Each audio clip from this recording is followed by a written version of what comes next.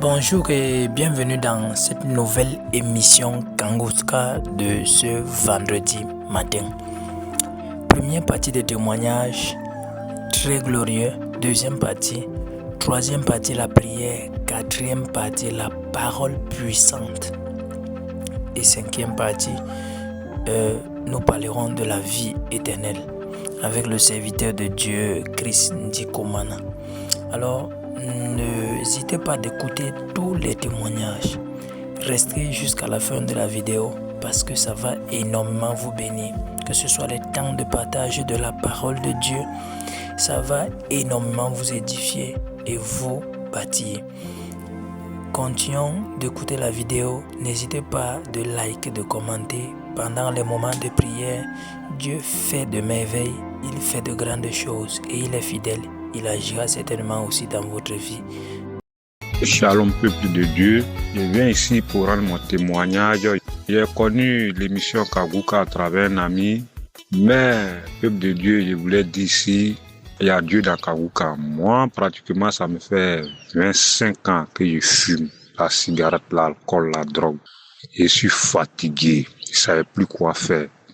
Il y avait l'émission, il est connu depuis 2020. Mais c'était dans mon téléphone, je ne m'intéressais pas. Souvent, il écoute et me disait, mais est-ce qu'on ne paye pas ces gens-là pour faire les témoignages? Bon, mais à tout moment, il paye mon téléphone, mais à tout quand, il ne sait pas comment il sauvegarde l'application. Mais à chaque arrêt, quand il change l'application et le téléphone, il y a toujours l'application. Mais un jour, étant au travail, à peine fini de fumer, j'étais là. Maintenant, il y a un esprit qui me disait, prends l'émission Kangouska qui est dans ton téléphone, tu vas aller l'écouter. Peuple de Dieu, j'ai pris ça, je suis parti écouter. Je suis tombé sur une prière de samedi. Quand le pasteur a dit, esprit de peur, à tout quand il a saisi cela, l'esprit de peur qui est en moi. Maintenant, il y a un esprit qui me disait, prends une autre prière. J'ai pris une autre prière. Maintenant, quand j'ai pris une autre prière, l'esprit me disait, écoute les témoignages. Écoute les témoignages. Mais, dans mon cœur, il dit, mais les témoignages, là, ça sert à quoi? Maintenant, la parole me disait, ça agrandit ta foi. Les témoignages agrandissent ta foi. Et comme ça, j'ai commencé à écouter les témoignages. Quand nous sommes arrivés au niveau de la prière, en tout cas, j'ai commencé à bailler. Et je voyais qu'il y a un gros serpent qui était devant moi. Sa langue faisait d'une manière tourner dans sa langue et dans sa bouche jusqu'à, bon. En tout cas, à partir de ce jour, jusqu'aujourd'hui, j'ai plus la force de fumer. Jusqu'aujourd'hui, j'ai arrêté. Je remercie Christ. Vraiment, les frères, accrochons-nous. Il y a Dieu dedans. Moi-même, souvent, je me demandais si est-ce que je pouvais arrêter tout ça. Mais il y a Dieu dedans. Shalom. J'ai témoigné au nom de Jésus.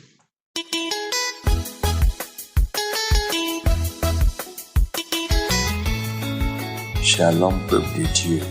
Je viens rendre mon témoignage parce qu'après avoir écouté suffisamment Kangouska, j'ai recouvert ma santé. J'ai souffert d'une maladie, mais je ne savais pas de quoi je souffrais exactement. J'ai pensé à une crise de palu, mais ça a persisté au point où, à un moment donné, j'ai été hospitalisé parce que je souffrais terriblement.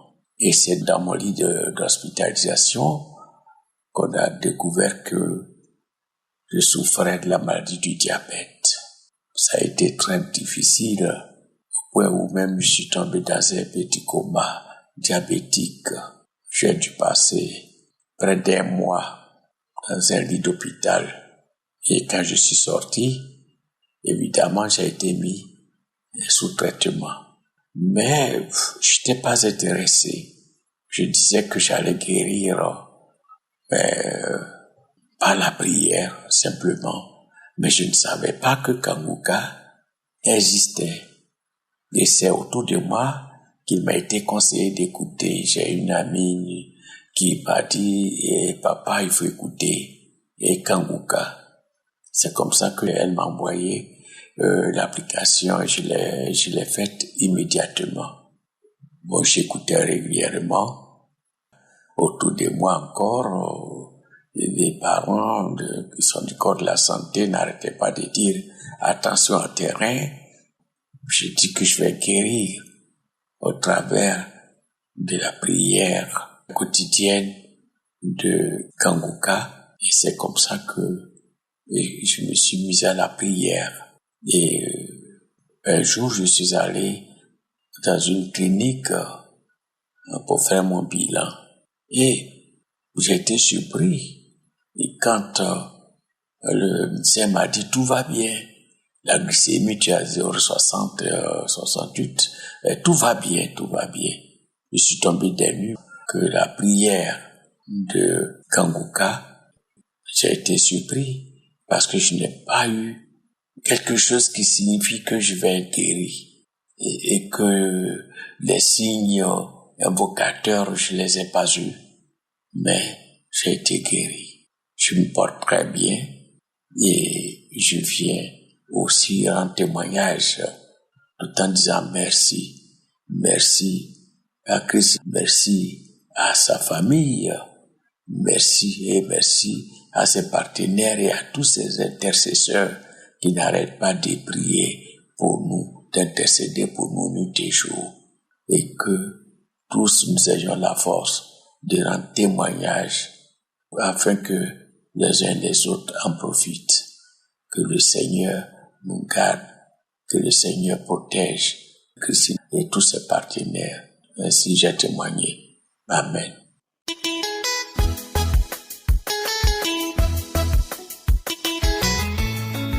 Bonsoir, peuple de Dieu.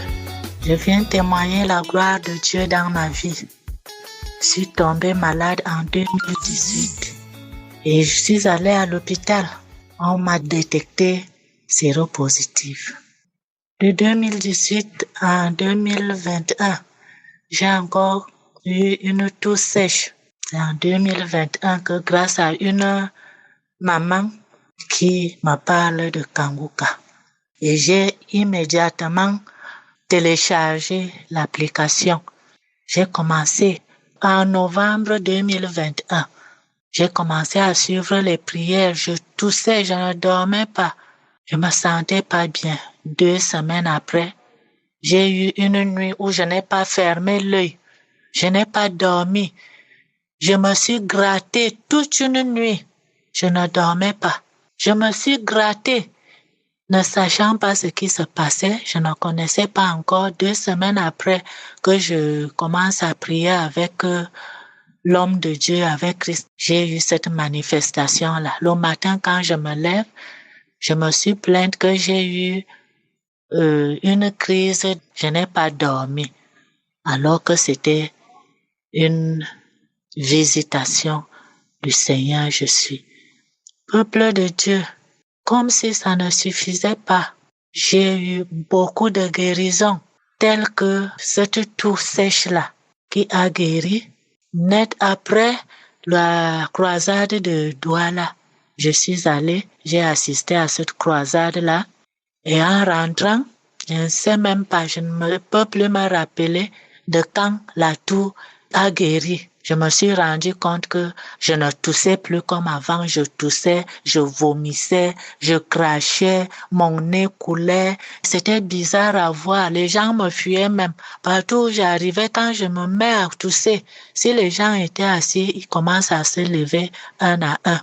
Peuple de Dieu, je remercie le Seigneur. Je demande seulement au Seigneur de me pardonner parce que depuis 2021, je viens témoigner aujourd'hui avec des preuves. Le sida, je suis guérie. J'ai des papiers de l'hôpital. Après le sida, on me détecte encore une masse dans mon foie. Avant-hier, je suis allée faire le scanner qu'on m'avait prescrit. Le scanner ne trouve rien. Je remercie grandement le Seigneur. J'ai prié avec l'homme de Dieu. À chaque fois qu'il parlait du foie, je posais la main, il lui-même disait pose la main. Le jour qu'il a dit, il y a une femme, une maman, elle est couchée sur son lit. Elle a mal au foie. Qu'elle pose la main sur son ventre à droite. J'étais couchée. Elle a eu sa guérison. J'ai crié, merci Seigneur, tu m'as visité, tu m'as guéri.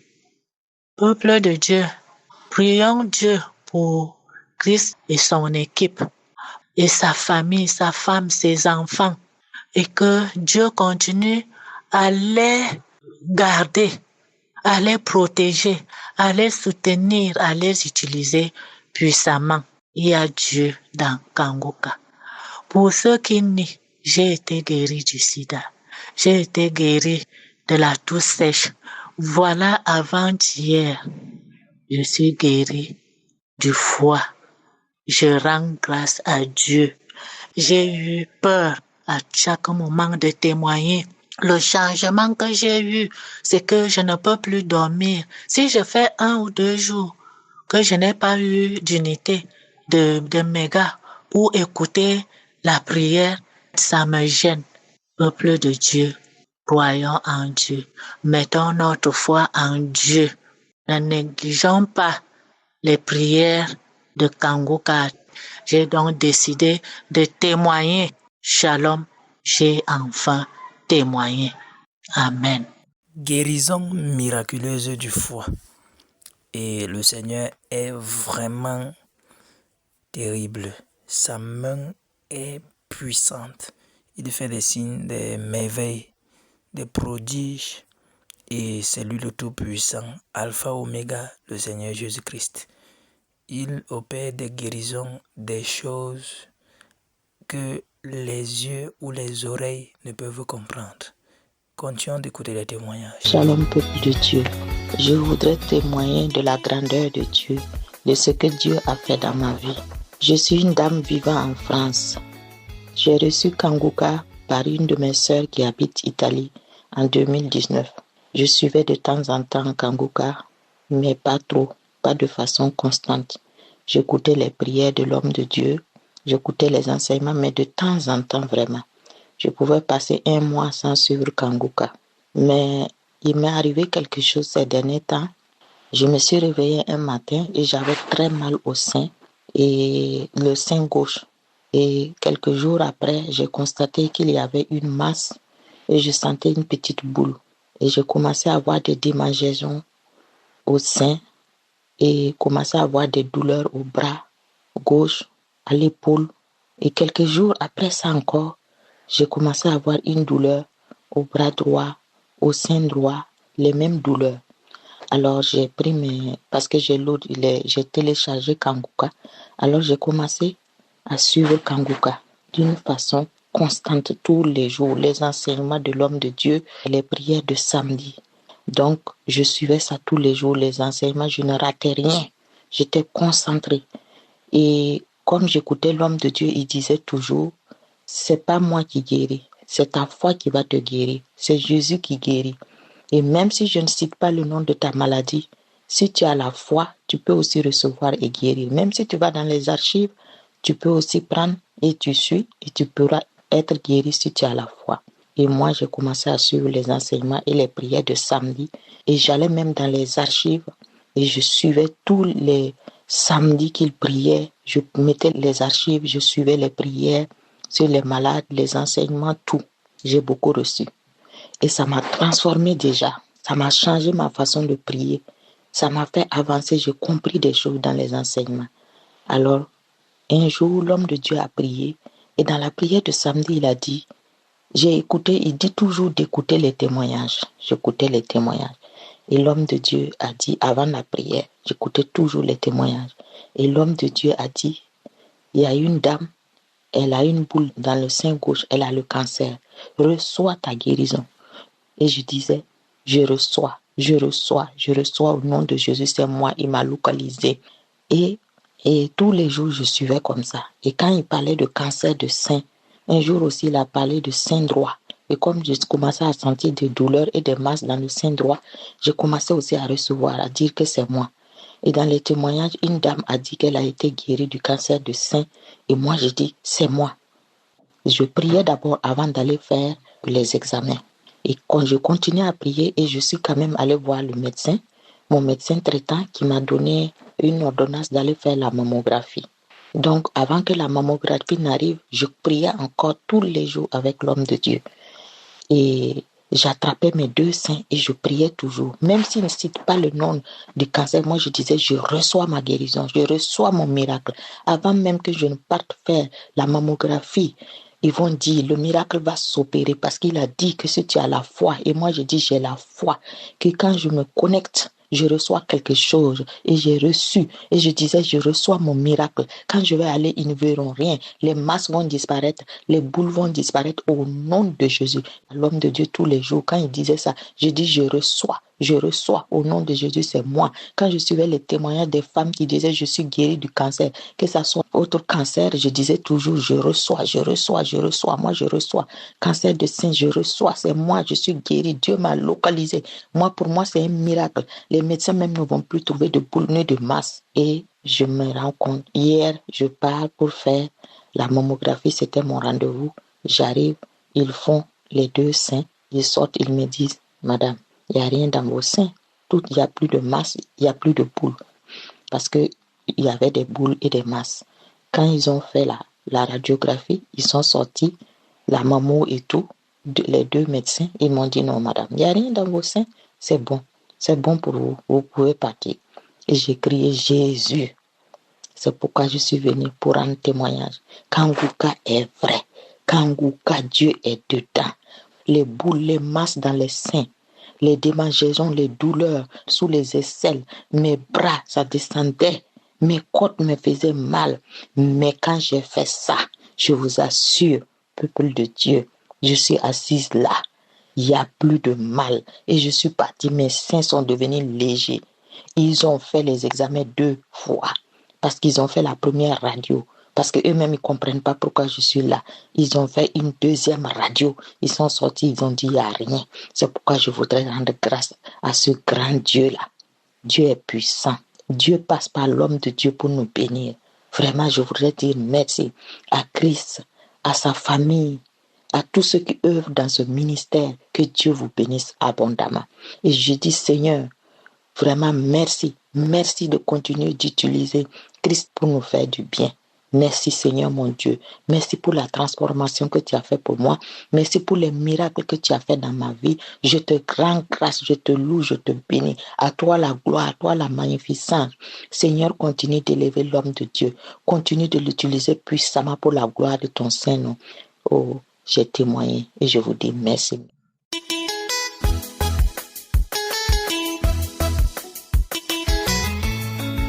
Bonjour peuple de Dieu. Je suis une Congolaise vivant en France. J'ai connu Kanguka par l'intermédiaire de 2 sœurs congolaises qui m'envoyaient simultanément les audios. Devant la fluidité des enseignements, je me suis vite accrochée. Kanguka, de jour le jour, est en train de changer ma vie. Ma vie n'était pas du tout rose. Elle est marquée de beaucoup de difficultés. Et devant celle-ci, pas de grand frère, ni de grande sœur, ni ami à qui se confier, pas d'épaule sur laquelle pleurer. Mon unique soulagement personnel n'était que pleurer, me lamenter et encore me lamenter. Beaucoup de pourquoi, et pourtant chrétienne, mais avec une foi vacillante. Je loue le Seigneur de m'avoir soutenu jusqu'à maintenant. Je viens témoigner la puissance, la grandeur de l'Éternel aujourd'hui et de son amour envers moi. Depuis que j'ai changé mon rythme de prière. Avant de dormir, j'écoute les témoignages.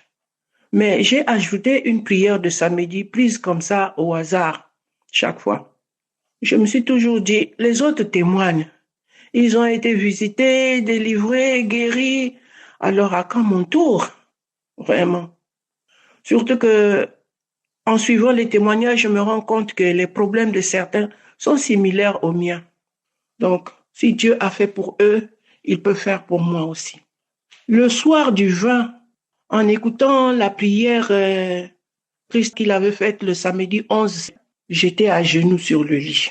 Un moment, je suis tombée sur le côté et j'ai commencé à m'étirer, c'est-à-dire j'ai tiré les jambes, j'ai tiré les bras. C'est comme si j'allais les arracher. Je tapais même ma tête sur le lit. Je tapais ma tête sur le lit, dans tous les sens.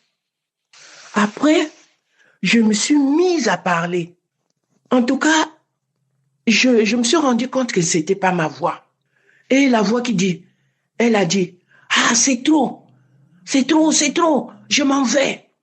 Allons-nous-en, c'est trop. » Depuis là, prière, j'ai chaud, il y a le feu.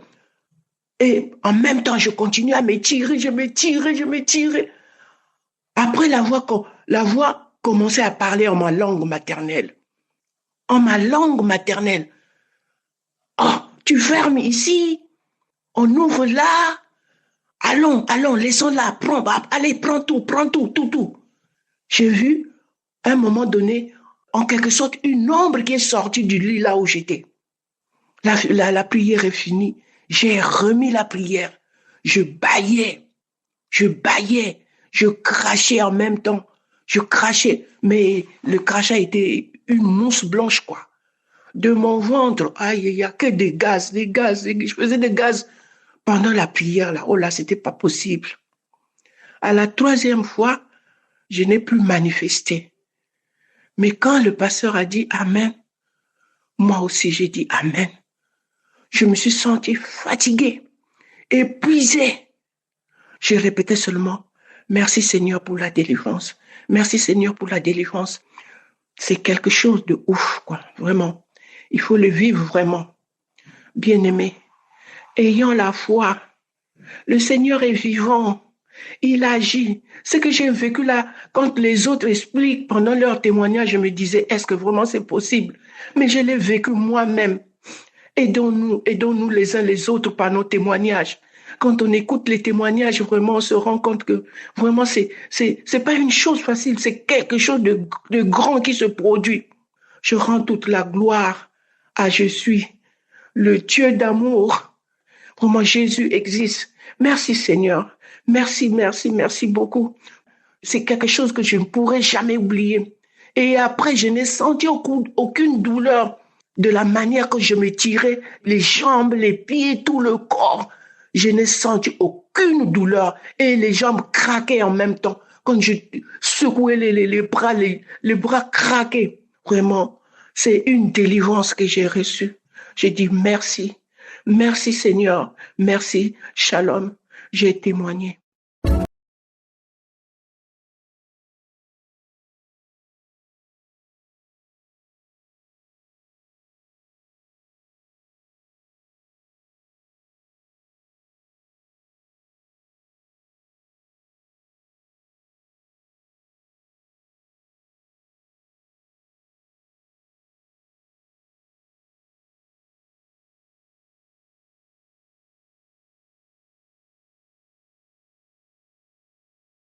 Nous arrivons maintenant au moment de la prière, c'est un moment spécial. J'insiste toujours que pendant ce moment, c'est important que tu aies écouté d'abord les témoignages. C'est très important d'écouter les témoignages parce que ce qui est important maintenant, c'est la foi et c'est ta foi. Parce que c'est Jésus qui te guérit et utilise ta foi. Il faut que tu aies la foi qu'il est capable. Parce que la parole de Dieu nous dit dans Isaïe 59, le premier verset, que la main de l'Éternel n'est pas trop courte pour sauver. Il n'y a rien qui est impossible à Dieu et ni son oreille trop dure pour entendre. Nous allons parler à un Dieu qui écoute, un Dieu qui entend et un Dieu qui est capable. Tous ces gens qui ont été guéris, délivrés, tout ce que vous venez d'entendre, ils ont eu la foi pendant une prière comme celle-ci. Et si toi tu as la foi, rien n'est impossible à Dieu à travers ta foi. Si tu as vraiment la foi, tu vas mettre ta main là où tu souffres comme un signe de foi, un signe d'obéissance. Si tu ne sais pas exactement où mettre ta main, tu vas mettre ta main sur le cœur. Et les femmes qui veulent un enfant, vous allez mettre la main sur le ventre. Et j'insiste encore une fois, ce n'est pas parce que je ne mentionne pas ta maladie que tu n'es pas visité. Ce n'est pas parce que tu ne sens pas la manifestation que tu n'es pas visité. La visitation dépend de ta foi. Certains vont guérir immédiatement, instantanément. D'autres vont guérir après. D'autres verront les signes le lendemain. Mais ce qui compte, c'est ta foi. Parce que pendant cette prière, il y aura une sémence. Et si tu as vraiment la foi, prépare-toi et va dans un endroit où il n'y a pas beaucoup de bruit pour éviter les distractions. Dans quelques secondes, nous commençons la prière.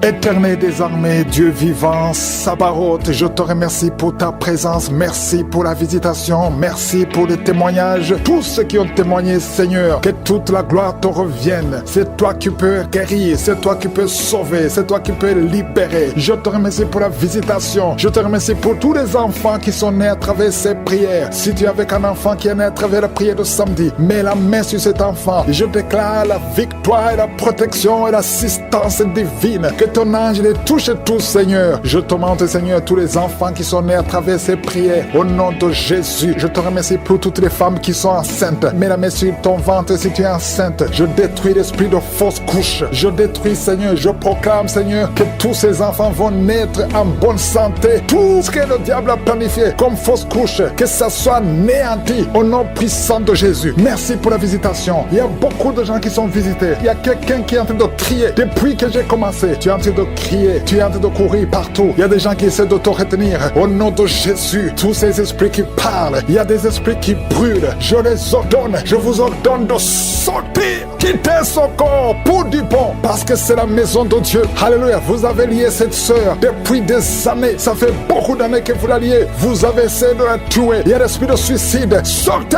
au nom puissant de Jésus. À partir d'aujourd'hui, la sœur qui était servante de Dieu avant, qu'elle revienne au Seigneur. Je déclare qu'elle revienne au Seigneur pour servir le Seigneur au nom puissant de Jésus. Alléluia. Il y a beaucoup de gens qui étaient liés par l'esprit de suicide. Quelqu'un qui essaie de se tuer avec un couteau. Au nom de Jésus, l'esprit de suicide, sortez, sortez, sortez. Lâchez les enfants de Dieu au nom puissant de Jésus. Merci Seigneur. Il y a quelqu'un qui a été piégé dans un accident mortel. Au nom de Jésus. Alléluia. Je détruis, je déjoue tous ces plans de Satan au nom puissant de Jésus. Merci Seigneur pour la visitation. Toi qui souffres sur le pied, tu sens des douleurs au niveau du pied, côté droit, tu n'arrives même pas à bien marcher. Au nom de Jésus, je te demande de te lever. Lève-toi où tu es. Commence à marcher. Merci Seigneur. Il y a quelqu'un qui est paralysé. Tu es paralysé. Tu es par terre. Tu ne sens même plus tes jambes. Ça fait des semaines que tu ne sens plus tes jambes. Au nom de Jésus, je te demande de mettre tes mains sur tes jambes. Tu vas commencer à sentir. Au nom de Jésus, à partir de maintenant, tu vas commencer à sentir tes jambes. Alléluia. Que quelqu'un t'aide pour te lever. Commence à marcher. Au nom de Jésus. Quelqu'un qui souffre de diabète, tu n'arrives même plus à voir. Les yeux ne voient même plus correctement. Mais je remercie Seigneur parce que tu le touches. Je demande que ta main étends ta main, étends ta puissante main. Au nom de Jésus, une femme qui saigne depuis plus d'une année, à partir d'aujourd'hui, que ça cesse. Alléluia, merci Seigneur. Il y a beaucoup de gens qui sont visités. Il y a quelqu'un qui a des vertiges. Tu es en train de tourner en rond. Au nom de Jésus, que ces vertiges cessent. Ça fait longtemps que tu as des vertiges. Reçois la délivrance. Il y a quelqu'un qui a été ensorcelé par sa propre famille. Au nom de Jésus, que cet ensorcellement soit détruit, anéanti. Au nom de Jésus, tu vivras et tu serviras le Seigneur. Quelqu'un de vomir. Il y a 2 personnes qui sont de vomir. Au nom de Jésus. Merci Seigneur. Tu as été empoisonné. 2 personnes. Vous avez été empoisonnés. Vous vomissez maintenant. Il y a quelqu'un qui va vomir juste après la prière. Merci Seigneur. Ils vont vivre. Tout ce que le diable a planifié est sans effet. Toi qui es un problème de tuberculose, et la foi que tu es guéri. Toi qui souffres de l'ulcère. 2 hommes qui souffrent de l'ulcère. Vous êtes guéris. Recevez la guérison. Toi qui souffres du cancer du sein. Une femme qui a un cancer du sein. Et 2 hommes qui ont un cancer de prostate. Merci Seigneur parce que tu les visites. Je déclare la victoire. Un enfant qui a un problème de tumeur au cerveau. Reçois la guérison. Un jeune qui a un problème de tumeur au cerveau.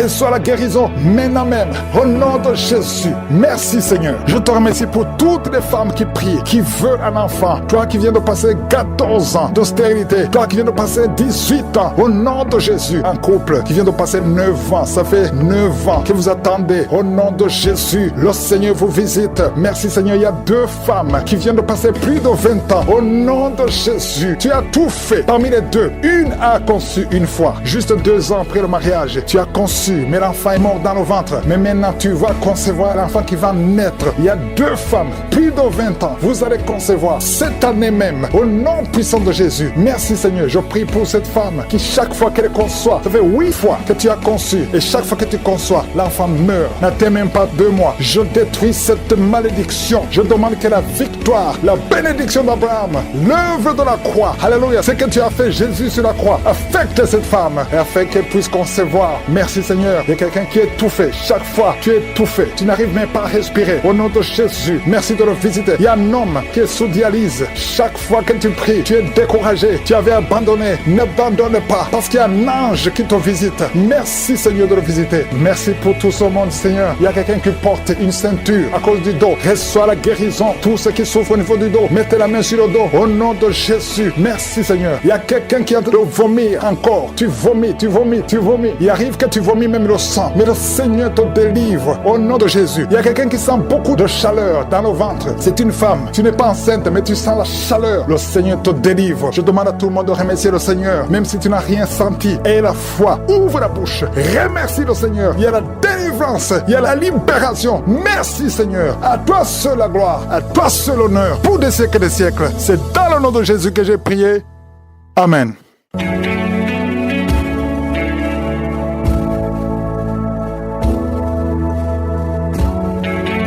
Si vous voyez des signes qui montrent que vous êtes guéri ou si vous voulez recevoir Jésus pour avoir la vie éternelle, vous pouvez appeler au plus 32 486 87 43 70. Pour ceux qui sont aux États-Unis ou au Canada, vous pouvez appeler au 613 462 93 52.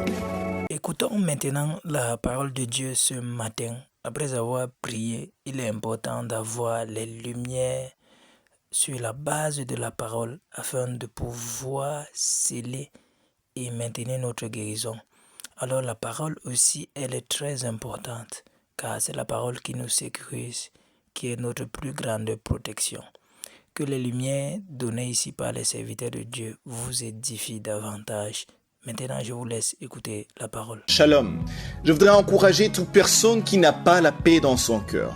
On peut être dans un endroit où il y a la sécurité mais manquer la paix. Souvent, on parle des personnes qui manquent certaines choses, mais il y a celles qui, en apparence, ont tout ce qu'elles désirent. Le confort, la santé, une bonne famille, l'argent, et pourtant elles n'ont pas la paix du cœur. Lisez dans Marc chapitre 4, vous verrez que Jésus était dans une barque avec ses disciples. Un vent violent s'est levé. Tout le monde était dans la panique. Jésus était endormi. Comment pouvait-il être endormi alors qu'il y avait un grand vent, il y avait une tempête qui était violente?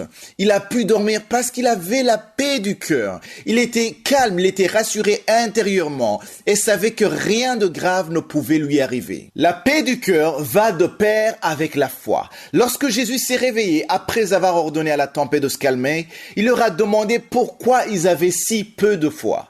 Jésus a le pouvoir de stopper toutes ces tempêtes qui sont dans ta vie. C'est pourquoi, avant de quitter cette terre, il a dit cette parole qui est puissante. On va la lire dans Jean chapitre 14, verset 1. Il a dit « Que votre cœur ne se trouble point. Croyez en Dieu et croyez en moi. » Cette parole est adressée aujourd'hui à toute personne qui manque la paix dans son cœur. Tu manques la paix à cause de tes factures, tu ne sais pas comment tu vas les payer. Tu as peut-être beaucoup de dettes et tu risques même la prison. C'est peut-être un problème avec tes enfants et tu souffres, tu n'as plus la paix dans ton cœur parce que tu ne sais pas comment les aider. Tu désespères, tu essaies de prier mais tu as peur. Parfois tu te dis « et si ça tourne mal ?» Nous venons de lire la parole de Dieu, que votre cœur ne se trouble point.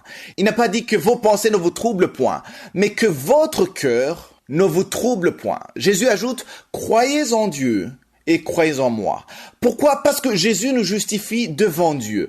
Peut-être tu te dis que tu as trop de problèmes, mais peu importe les problèmes que tu as. Crois en la puissance de Jésus-Christ. Jésus a ordonné à la tempête de se calmer quand il était avec ses disciples et la tempête s'est calmée. Imaginez un instant si les disciples avaient réveillé Jésus-Christ pendant la tempête, mais qu'au lieu de le laisser agir, au lieu de le laisser parler à la tempête, ils avaient commencé à chercher eux-mêmes des solutions pour éviter de couler, en essayant de contrôler la barque afin qu'elle ne soit pas submergée. À mon humble avis, Jésus les aurait laissés essayer par eux-mêmes avant d'intervenir, afin qu'ils apprennent une leçon. Il aurait certainement accompli le miracle, mais il aurait d'abord attendu qu'ils comprennent qu'ils doivent lui laisser la place d'agir. Le problème qui arrive parfois, c'est qu'on prie. On crie à Jésus pour qu'il intervienne. Et après avoir prié, au lieu de le laisser calmer la tempête dans nos vies, on commence à chercher des solutions nous-mêmes. Il est temps qu'après avoir prié, on laisse Jésus-Christ agir. J'ai dit en commençant que la paix du cœur est liée aussi avec la foi. Quand tu as des problèmes dans ta vie, tu ne peux pas prétendre avoir la paix si tu ne comptes pas sur Dieu, si tu n'as pas la foi en Dieu qu'il va agir, qu'il va intervenir. Aujourd'hui, j'aimerais t'inviter à croire en Jésus. Il dit, croyez en Dieu et croyez en moi. Tu l'as reçu comme Seigneur et Sauveur. Il est vrai qu'il a sauvé ta vie en te donnant le salut. Mais il ne veut pas s'arrêter là. Il veut te sauver de ce feu dans ta vie, de cette tempête, de cette injustice que tu es en train de subir dans ta vie, dans ta famille, dans ton travail. C'est ta foi en lui qui va te sauver, qui va te délivrer. Ce qui rend la prière efficace, c'est l'action de grâce et la confiance en je suis, parce qu'il est capable de te sauver.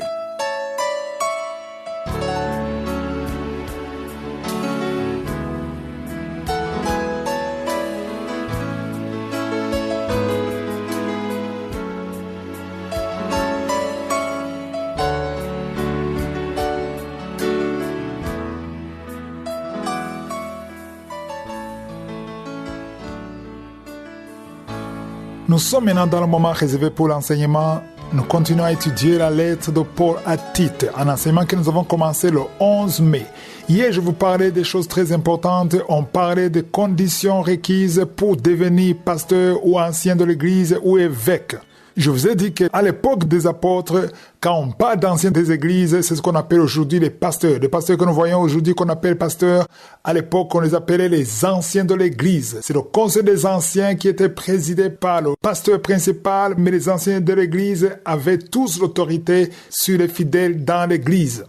Hier, nous lisions dans Tite, premier chapitre, le verset 7. Je vais y revenir. Il est dit qu'il faut que l'évêque ou le pasteur ou le responsable, il faut qu'il soit irréprochable, comme économe de Dieu, qui ne soit ni arrogant, ni colère, ni adonné au vin. Ici, je vais un peu reparler sur adonné au vin. Ici, on n'a pas dit qu'il ne faut pas qu'il soit ivrogne, parce que j'ai entendu beaucoup de discussions sur le vin, sur l'alcool. On ne dit pas qu'il ne soit pas alcoolique ou ivrogne, mais on dit qu'il ne soit pas adonné au vin.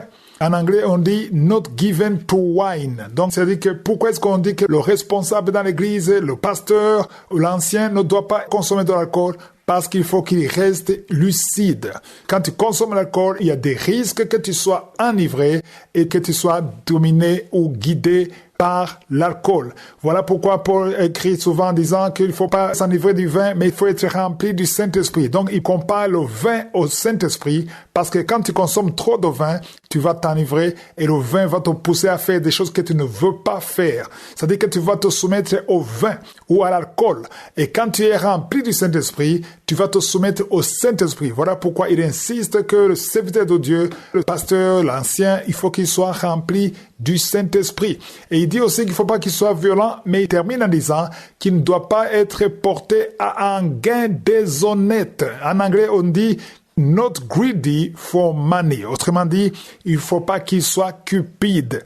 Ça, c'est très important. J'aimerais insister sur ça parce que j'ai remarqué dans beaucoup d'églises, ce n'est pas seulement en Afrique, même en Europe, même aux États-Unis, au Canada, la cupidité est une porte grandement ouverte pour le diable. L'ennemi aime beaucoup la cupidité dans l'église parce que quand tu es cupide, ce n'est pas seulement que tu vas aimer l'argent, mais tu ouvres une porte pour beaucoup de péchés. Souvenez-vous de ce qu'on a dit dans Timothée, 1 Timothée 6, verset 10. Le verset dit que l'amour de l'argent est une racine de tous les maux. C'est-à-dire que quand tu aimes l'argent, ce n'est pas que tu ouvres une porte pour l'amour de l'argent seulement, pour l'égoïsme. Non, tu ouvres une porte pour beaucoup d'autres péchés. Il est dit dans son verset, Timothée 6, verset 10, il est dit que quelques-uns, en étant possédés, se sont égarés loin de la foi et se sont jetés eux-mêmes dans bien de tourments. C'est-à-dire que quand tu aimes l'argent, un serviteur de Dieu qui aime l'argent, il est dangereux pour l'Église parce que le diable l'utilise facilement. C'est une proie facile pour l'ennemi. Quand tu vois que ton pasteur est cupide, il faut prier pour lui. Moi, je connais des témoignages, des gens qui étaient naturellement cupides, qui aimaient l'argent. Mais à force d'être dans la parole de Dieu et grâce aux prières des enfants de Dieu, ils sont délivrés. Parce que si tu aimes l'argent, tu es une proie facile pour le diable. Le diable va t'utiliser pour faire beaucoup de choses. Parce que le verset dit que c'est une racine de tous les maux. Non pas quelques mots, mais de tous les maux. C'est-à-dire que c'est facile. Quand quelqu'un aime l'argent, il y a la cupidité, c'est très dangereux. Et ici, on dit quelques-uns en étant possédés. Donc, ça dit, la cupidité, c'est une possession. Et quand on parle de possession, ça veut dire qu'il faut une délivrance. Et la délivrance peut venir à travers la parole de Dieu. Ceux qui en étaient possédés, et ils se sont jetés dans bien de tourments. Alors ça, c'est une autre confirmation qui montre la nécessité de prier pour les serviteurs de Dieu. Je sais que parmi vous, il y a ceux qui aiment leur pasteur. Vous aimez les serviteurs de Dieu. Et si vraiment tu aimes ton pasteur ou tu aimes un serviteur de Dieu quelconque, il faut prier pour lui.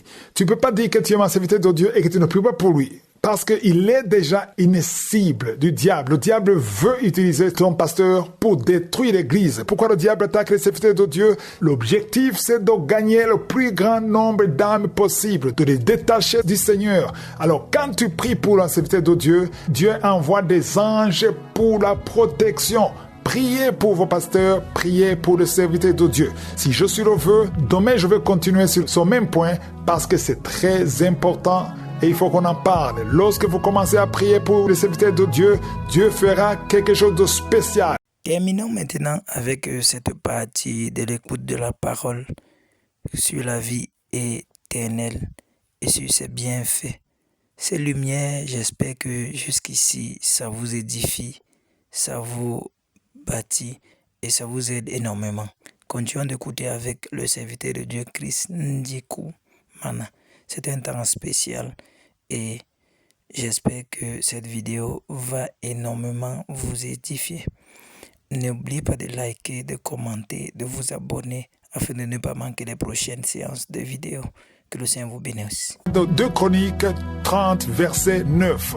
Il est dit, si vous revenez à l'Éternel, vos frères et vos fils trouveront miséricorde auprès de ceux qui les ont amenés captifs et ils reviendront dans son pays. Car l'Éternel, votre Dieu, est compatissant et miséricordieux et il ne détournera pas sa face de vous si vous revenez à lui.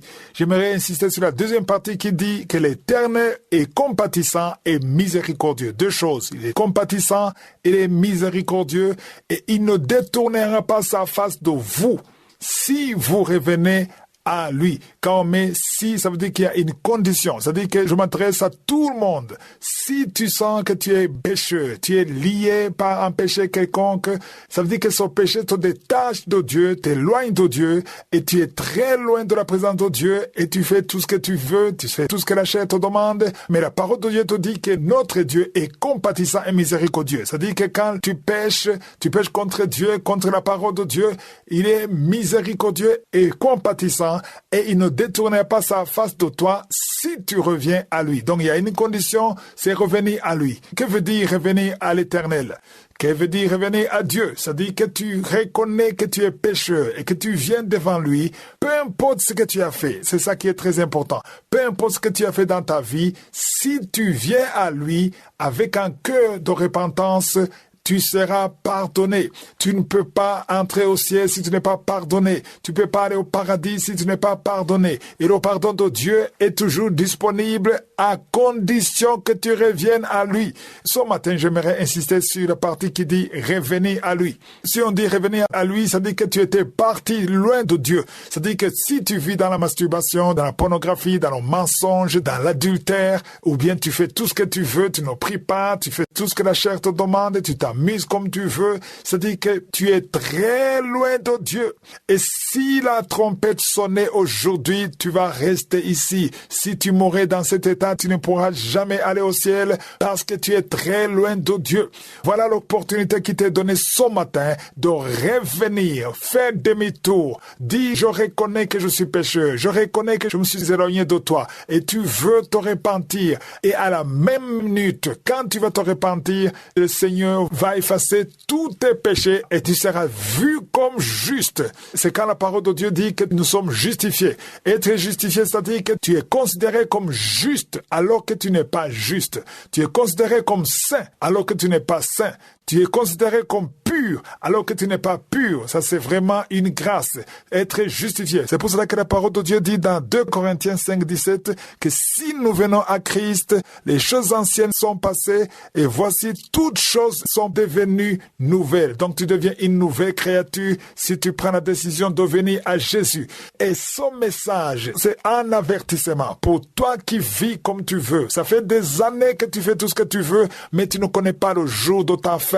Tu ne connais pas le jour jour où tu quitteras ton corps. Moi, je suis venu à Christ quand j'avais 20 ans. Et chaque matin, quand je prie, je remercie le Seigneur de m'avoir gardé pendant 20 ans. Je pouvais mourir avant 20 ans. Je pouvais mourir dans le péché. Et aujourd'hui, je serai en train de souffrir et tu souffriras éternellement. Mais aujourd'hui, je te donne l'occasion. Le Saint-Esprit te donne l'opportunité de régler ta vie, de revenir à lui. Et en confessant, il ne te demande pas beaucoup de choses. On ne te demande pas de l'argent. On ne te demande pas des sacrifices. On te demande de reconnaître ce qu'il a fait et demander qu'il vienne dans ta vie pour te donner la force d'être délivré.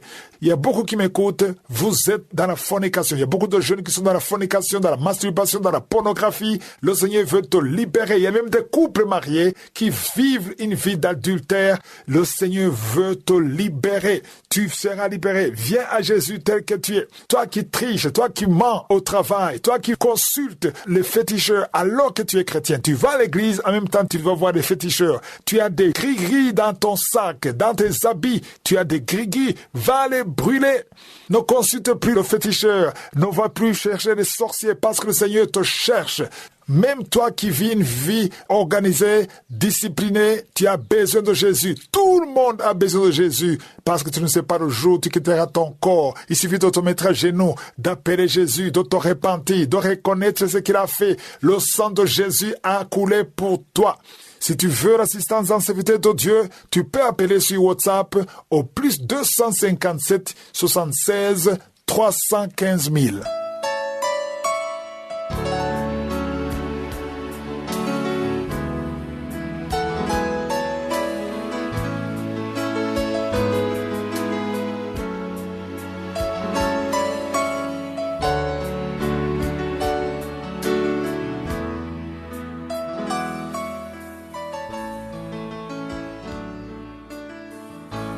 Nous sommes maintenant dans la deuxième partie, c'est-à-dire la partie de l'enseignement. Nous poursuivons notre étude sur la lettre de Paul à Tite, un enseignement que nous avons commencé lundi.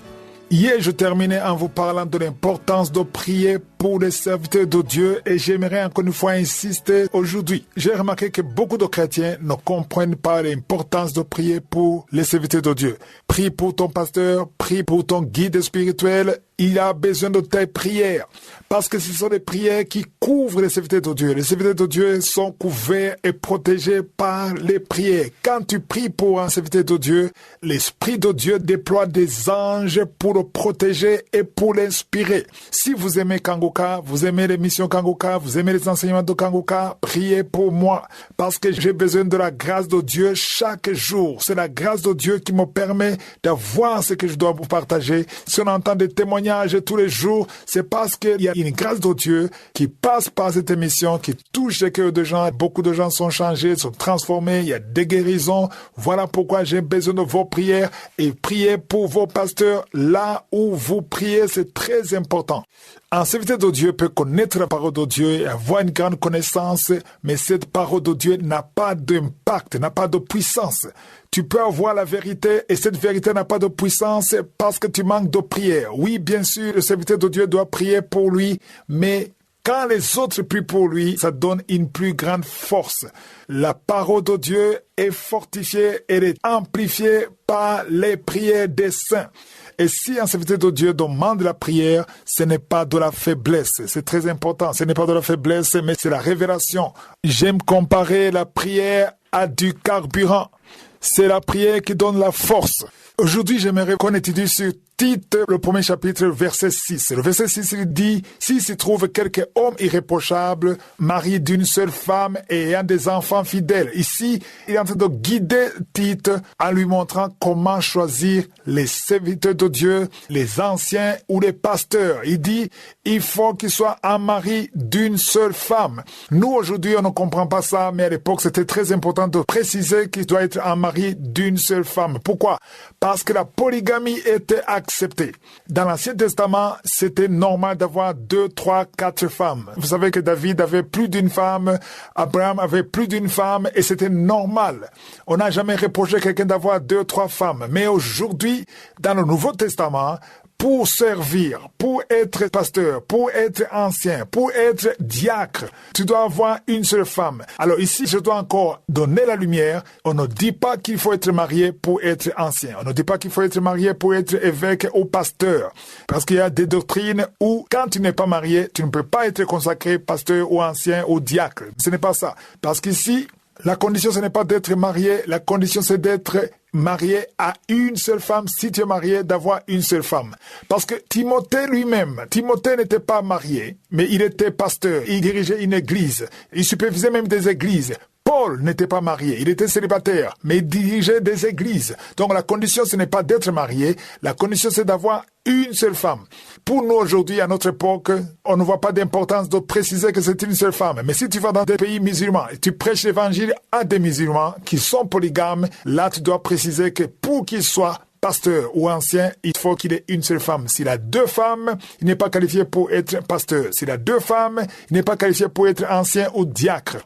Alors ici, je vais attirer votre attention parce qu'on ne parle pas seulement d'une seule femme. On dit aussi qu'il faut avoir des enfants fidèles, qui ne soient ni accusés de débauche, ni rebelles. Ici, on voit alors que même les enfants, on les considère avant de consacrer un pasteur ou un ancien. Alors, il faut savoir que les enfants dans cette vie de Dieu, les enfants des pasteurs, les familles des pasteurs sont très attaqués par le diable. Si tu vois un pasteur qui a des enfants qui sont alcooliques, qui sont dans la fornication, il ne faut pas les juger, il faut plutôt prier pour lui. Si les enfants du pasteur sont dans la débauche, dans la rébellion, prie pour ces enfants parce qu'ils sont attaqués. Les enfants des serviteurs de Dieu sont très attaqués. Ici, on voit alors que c'est très important qu'on considère la conduite des enfants avant de consacrer le pasteur.